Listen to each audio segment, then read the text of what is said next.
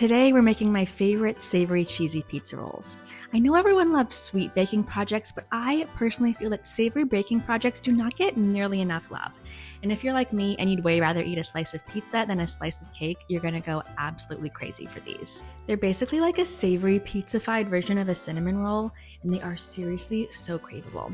Plus, if you have kiddos, these make for such a great packed lunch. They're also just a great workday snack, and they're a very good late night snack, if I do say so myself. We're going to be making these pizza rolls from scratch, including the dough. You could totally use your favorite store-bought pizza dough in a pinch, but I promise making your own dough is going to be way easier than you think. Plus, you probably have all the pantry ingredients already. I'm also going to make it with just a bowl and a rolling pin. You don't even need a stand mixer or a bread machine, no fancy equipment. You can truly just make it with your hands. To get started on our dough, we'll add 1 cup of warm water to a large bowl. It should be about 105 degrees. Next, we'll add in a tablespoon of active dry yeast and a tablespoon of sugar. Give that a mix until everything is pretty much incorporated, and make sure to scrape down the sides to get anything left there too. Let that sit for 5 minutes, and once the time's up, the mixture should be frothy and you should be seeing bubbles. This is how you know your yeast is alive and that it'll rise in your pizza dough. From there, we'll add in a tablespoon of olive oil and give that a gentle stir until it's just combined. And now it's time to add in a teaspoon of salt and 2 cups of flour. We're going to mix this directly in the bowl until a shaggy, sticky dough ball starts to form. It'll be pretty wet at first, but just keep mixing. Once it starts to look like this, you'll know you're on the right track. When you're able to scrape it into a rough ball, it's time to turn it out of the bowl and start kneading. Just be sure to generously flour your work surface first. This pizza dough recipe is very forgiving, so don't stress too much about your kneading technique. The best thing you can do is make sure that your work surface and your hands are generously coated in flour, and then just turn it over, push, turn it over, push. And if you have kiddos at home, this is a great step to get them involved with too. Really, you're just trying to knead your dough until you can form it into a smooth, even ball. For this recipe, I think this is smooth enough, but if you want it to be even smoother, you could keep kneading. Once it looks like this, I put it back into its bowl and cover it with a damp tea towel for about an hour. While our dough ball rests, we're going to prep our pizza roll fillings. Starting with our pepperoni. You could totally use whatever your favorite pizza toppings are or whatever you have lying around in your fridge, but for my version, I'm keeping it classic with pepperoni and cheese. I like to slice my pepperoni up because I just find it makes the rolls way easier to eat. And to do that, I just stack them on top of each other and then cut into little slices. Once you're done cutting, break them apart with your fingers so they don't all stick together when you're sprinkling them into your pizza rolls. In addition to our pepperoni, we're also going to portion out 1.5 cups of grated mozzarella and 3/4 cup of your favorite marinara sauce. To complete our prep, we'll generously grease our baking dish. I like to use a pie dish because I think it's the perfect size for this recipe, but you can use whatever 9-inch baking dish you have at home. Once an hour has passed, it's time to check back in on our pizza dough. It should be doubled in size and look like this.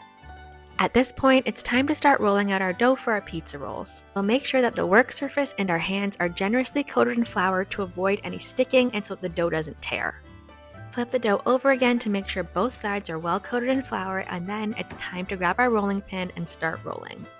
Roll the dough out vertically and horizontally until you have a rectangle that's about 12 by 16 inches. I like to pick the dough up and turn it so that I can roll it out into different directions. The dough should be soft and stretchy, and it shouldn't tear when you're doing this, but if it does, just pinch it together to patch it up. And as you're doing this, be sure to add more flour underneath so that your dough doesn't stick to your work surface. Once your dough is at about 16 by 12 inches, give it one final stretch to make it as rectangular as possible. Then it's time to go in with your marinara sauce, spreading it all over so that it's up to about 1/2 inch of the edge. Give it one final spread to make sure your dough is evenly coated, and then it's time to go in with your shredded mozzarella. Sprinkle a cup of the mozzarella generously over top, making sure it's well coated. We're going to save that other 1/2 cup of the mozzarella for later, and you'll see why. And last but not least, it's time for our sliced pepperoni. If you're adding any other toppings, now would be the time to add them.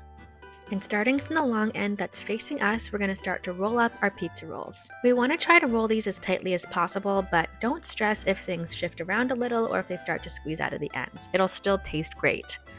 Once you're finished rolling, turn the seam side up and pinch those ends together just to seal everything in. And don't worry if a little sauce or topping squeeze out of the end, it won't matter when we're baking them. Give it one final pat just to seal everything up, and then I like to trim off the edges. This way you don't end up with any uneven pizza rolls, plus they look a little bit nicer. And then we'll start slicing up our pizza rolls. I like to start by cutting in the middle because I find it easier to make them all even that way.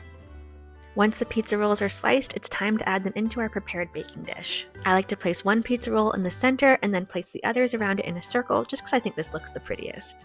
And there should be a little bit of space between your pizza rolls because as these bake, they're going to continue to rise and they'll totally fill the pan. Once these are ready, we'll pop them into the oven at 400 and bake for 20 minutes. At the 20-minute mark, we'll remove our pizza rolls from the oven and sprinkle them with that remaining half cup of mozzarella. I love doing this because it makes them super ooey gooey when they're done baking, but it's totally optional if you want to cut back on the cheese. Pop them back into the oven for another 10 minutes, and then while those bake, we'll work on our garlic oil. Making this garlic oil is also optional, but I just think it takes the pizza rolls to the absolute next level. It basically makes them taste like pizza meets garlic bread.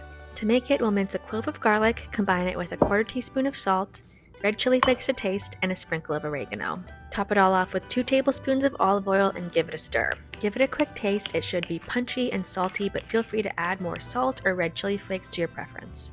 Once the pizza rolls are out of the oven, drizzle them right away with that garlic oil so that all of the flavors can meld together.